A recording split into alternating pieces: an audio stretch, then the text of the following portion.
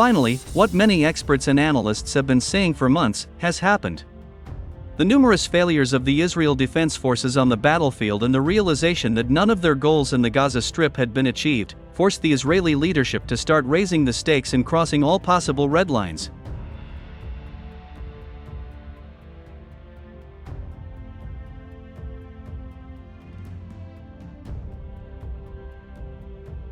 In Tel Aviv, they really believe that the destruction of the top generals of the Islamic Revolutionary Guard Corps can significantly weaken the position of Hamas and the Lebanese Hezbollah.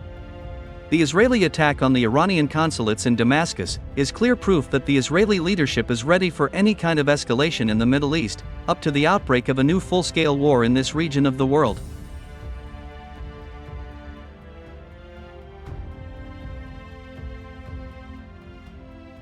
The destruction of the Iranian consulate in Syria is essentially an act of declaring war.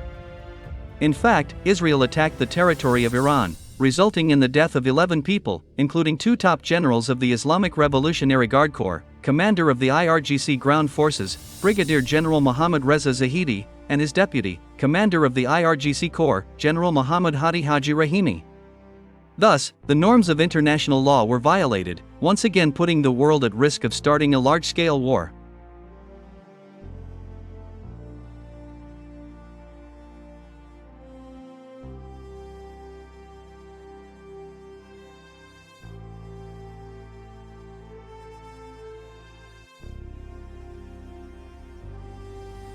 Since Israel has increased the degree of escalation in the Middle East, a UN meeting will be held on April 2 at 10 p.m. Moscow time on Russia's initiative. However, I am sure that the United States will block Moscow's resolution, and the meeting will be held in the format of a discussion platform, where representatives of the Kremlin and countries of the Global South will condemn any attacks on consulates and embassies of foreign states, as such attacks completely destroy all the modern system of the world security.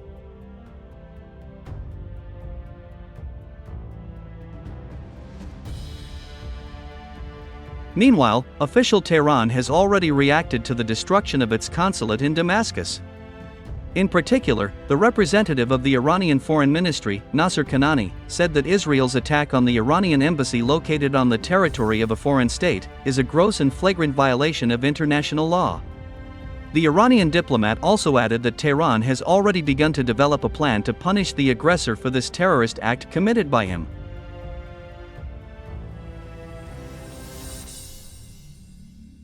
At the moment, many experts and analysts are wondering, what exactly will be Iran's response? Western experts even suggested that Tehran, possessing powerful and long-range missiles, would begin destroying the diplomatic missions of Israel and the United States, located on the territory of some countries in the Middle East. However, I strongly disagree with such statements.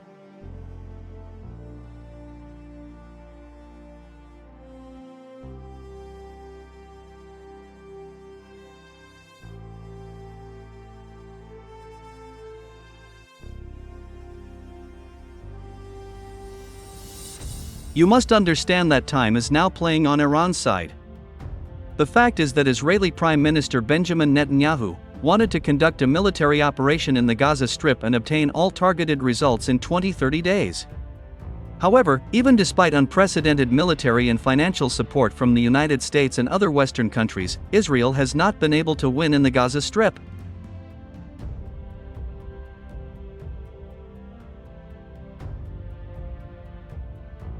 The fighting there has been going on for 6 months, and during all this time the Israel Defense Forces have not managed to achieve any of their goals.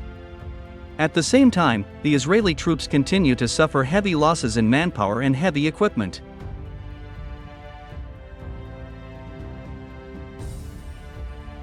Now, the Israeli Prime Minister urgently needs to rehabilitate himself against the background of this humiliating defeat.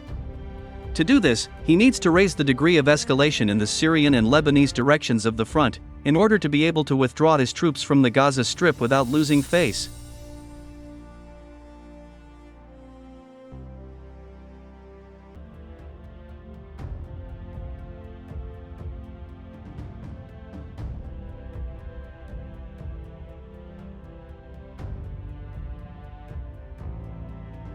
The fact that Israel and the United States are also preparing for war in other directions of the Middle East is also indicated by the recent decision of the Biden administration to transfer about 50 F-15 fighter jets to Israel, along with dozens of AIM-120 air-to-air missiles. The first to declare Washington's desire to transfer new fighter jets and missiles to Israel was the political newspaper, Politico. The journalists of this newspaper made this statement referring to their own sources in the White House.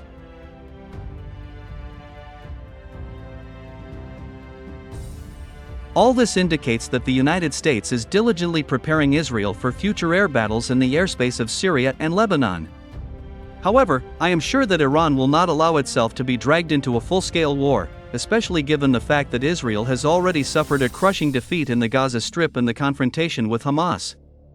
In my opinion, Iran's response to the destruction of its consulate and generals will be a significant increase in support for Yemen's Houthis, Hamas, and the Lebanese Hezbollah.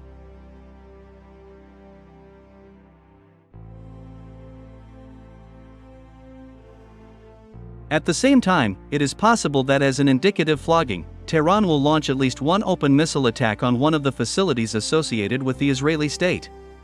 However, another scenario looks more realistic. Most likely, Iran will transfer heavy-duty, long-range missiles and other modern weapons to its proxies. And it is with the help of its proxies that Iran will continue to destroy Israeli and American strategically important facilities in the Middle East.